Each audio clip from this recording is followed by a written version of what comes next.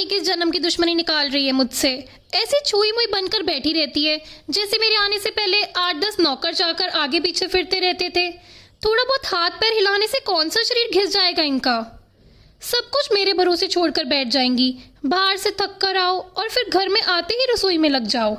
वंदना खिसते हुए अपना सारा गुस्सा रसोई में बर्तनों पर निकाल रही थी। ऐसा नहीं था कि उसकी सास रुक्मणी जी को बहू के बड़बड़ाने का बान नहीं था, लेकिन वो भी ढिडाई पर बैठी हुई थी। बहू की बड़बड़ाहट को एक कान से सुनकर दूसरे कान से निकाल रही थी। वंदना एक पढ़ी लिखी लड़की थी। उसका सपना था कि वो अपने पैरों पर खड़ी होगी। उसने नौकरी के लिए कई जगह आवेदन भी दे रखा था। इस बीच जब उसके लिए अनिकेत का रिश्ता आया तो उसने साफ साफ कह दिया कि वो शादी इसी शर्त पर करेगी कि शादी के बाद उसे अच्छी नौकरी मिले तो कोई उसे नौकरी करने से नहीं रोकेगा। आखिर इतना पढ़ने लिखने के बाद वो घर पर नहीं बैठ सकती। अनिकेत और उसके घर वालों को इस बात से कोई आपत्ति नहीं थी कि उनकी बहू नौकरी करेगी, इसलिए दोनों तरफ से खुशी खुशी ये रिश्ता हो गया। शादी के कुछ दिनों बाद ही वंदना का ज्वाइनिंग लेटर आ गया। जिस दिन वंदना ने अपने ससुराल वालों से कहा था कि वो अब नौकरी करेगी तो उसकी सास रुक्मणी जी ने सारे परिवार के सामने कह दिया था, बहू नौकरी करे इससे मुझे कोई आपत्ति नहीं है। मैं ये भी नहीं कहूंगी कि वो पहले सारा घर का काम करे फिर नौकरी पर जाए, लेकिन मैं भी अब पहले की तरह पूरा घर नहीं संभाल सकती। मुझे सब कुछ मंजूर है, लेकिन मुझसे ये उम्मीद मत करना कि मैं बहू को रोटियां बनाकर खिलाऊंगी। मुझे पता है कि अगर मैं एक बार इस भंवर में फंस गई तो जिंदगी भर नहीं निकल पाऊंगी। उस वक्त सबको रुक्मणी जी की बातें सुनकर हैरानी तो हुई थी।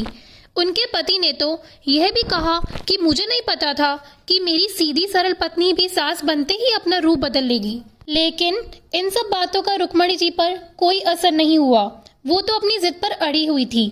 खैर, वंदना को तो नौकरी करनी ही थी, क्योंकि घर के थोड़े से काम के लिए वो अपनी इतनी अच्छी नौकरी तो नहीं छोड़ सकती थी। वहीं उसके पति और ससुर जी ने भी नौकरी की इजाजत दे दी थी, तो वो फिर कहाँ रुकने वाली थी। इस समस्या का ये हल निकल गया कि घर के कामों के लिए एक कामवाली और खाना बनाने के लिए कुक रख ली गई। खाना बनाने वाली सुबह और शाम का खाना बनाकर चली जाती। वंदना का काम था ऑफिस से आकर बस खाना परोसना। यूं ही दिन निकल रहे थे। वंदना की शादी को 2 साल हो चुके थे। अब वो वंदना और बाकी सब घर वालों को इस रूटीन की आदत हो गई थी। लेकिन मुश्किल तो तब होती थी जब कभी खाना बनाने वाली छुट्टी ले लेती थी। ऐसा ही कुछ इन 2 दिनों से हो रहा था, जिस कारण से वंदना खिजी हुई थी। ऑफिस से आकर रोटियां बनाना उसे बहुत बड़ा बोझ लगता था।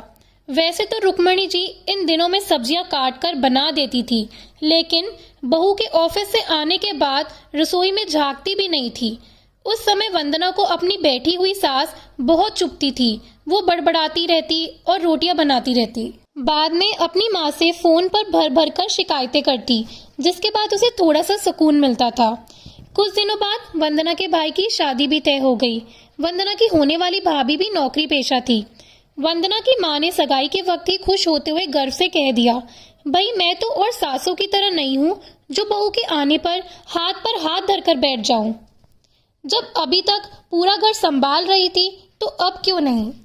मेरी बहू को मेरी तरफ से पूरी छूट रहेगी। जब एक माँ अपने बच्चों को रोटियां बनाकर खिला सकती है तो बहू को क्यों नहीं खिला सकती। बहू तुम निश्चित होकर नौकरी करना, रसोई मैं संभाल लूंगी। वंदना की माँ के उच्च विचार सुनकर उसकी होने वाली भाभी का पूरा परिवार और खुद वंदना भी गदगद हो गई। वाह माँ, आप कितने बड़े दिल की हैं। काश मेरी सास भी आपकी तरह होती, लेकिन मेरी किस्मत में ये सुख कहाँ। मेरी सास को तो बस हुक्म चलाना आता है। मुझे गर्व है कि मेरी माँ इतने खुले विचारों की है। अपनी चिड़चिड़ाहट निकालते हुए वंदना बोली। कुछ दिनों में ही वंदना के भाई की शादी हो गई और कुछ दिनों बाद ही वंदना की भाभी ने अपनी नौकरी ज्वाइन कर ली। वंदना की माँ भी अपनी बहू को हथेलियों पर रखती थी। सुबह उसका नाश्ता, टिफिन, फिर रात का खाना भी तैयार रखती थी। अपने हाथों से परोसकर सबको खाना खिलाती थी। उनकी बहू भी मम्मी जी करती हुई अपनी पसंद नापसंद बताती रहती थी, जिसे वंदना की माँ बड़े चाव से पूरा करने में लगी रहती थी। खुशी खुशी दिन बीत रहे थे, लेकिन यह प्रक्रिया धीरे धीरे अब उदासी में बदल रही थी। वंदना की भाभी को अब कुछ ना करने की आदत पड़ गई थी। एक दिन जब वंदना फोन पर अपनी माँ से बात कर रही थी तो उसकी माँ बस रो पड़ी।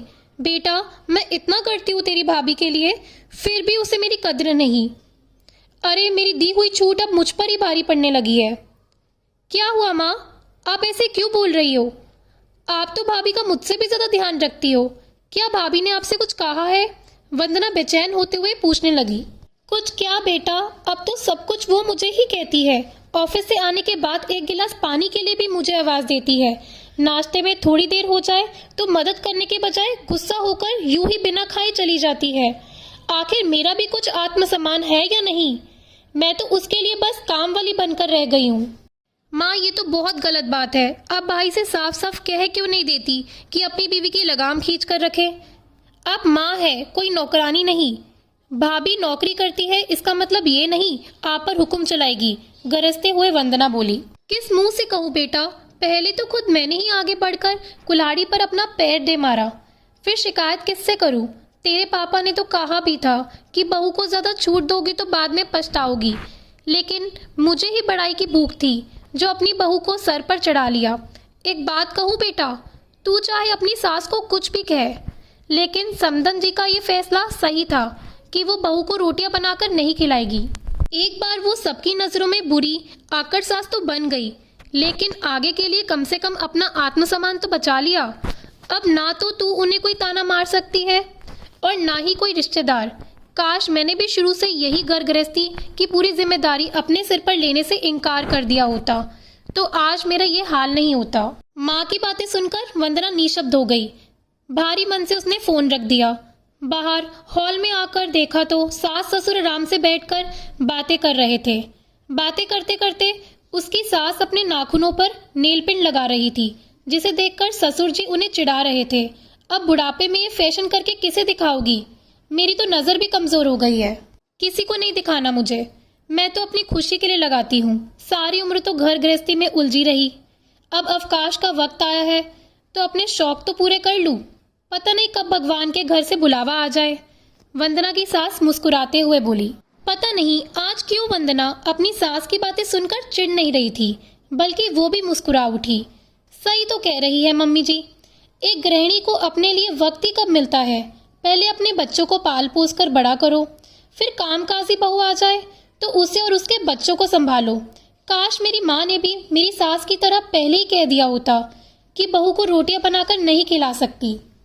दोस्तों, अगर आपको ये कहानी पसंद आई हो तो प्लीज़ लाइक करना और चैनल को सब्सक्राइब करना। धन्यवाद।